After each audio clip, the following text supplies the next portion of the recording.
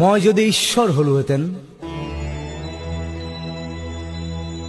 মই যদি ঈশ্বৰ হলোহেঁতেন, আজিৰ মানুহ সৃষ্টি কৰা বন্ধ কৰি দিলোহেঁতেন। নতুনকৈ সৃষ্টি কৰিলোহেঁতেন আৰু এবিধ মানুহৰ দৰে জন্তু, যি মাৰি কাটি খাই বৈ শুই জীয়াই নাথাকি আৰু বহুত কিবা কিবি কৰিলেহেঁতেন। দিলোহেঁতেন এটা মস্তিষ্ক, যাৰ কাম চিন্তা কৰা শুদ্ধভাৱে, যি মস্তিষ্কত দৌৰিব অনুভূতি, আবেগ, উচ্চাকাংক্ষা আৰু দূৰদৰ্শনৰ অনিৰ্বাণ অশ্বমেধ ঘোঁৰা,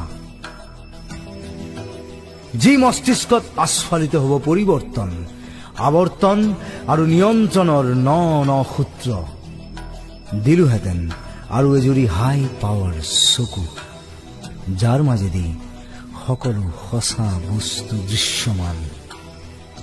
দিলোহেঁতেন দুখন এক্সট্ৰা কাণ, শুনিবলৈ সকলো অস্ফুট শব্দ, উশাহ নিশাহ, হুমুনিয়া, হতাশা আৰু সময়ৰ পদধ্বনি।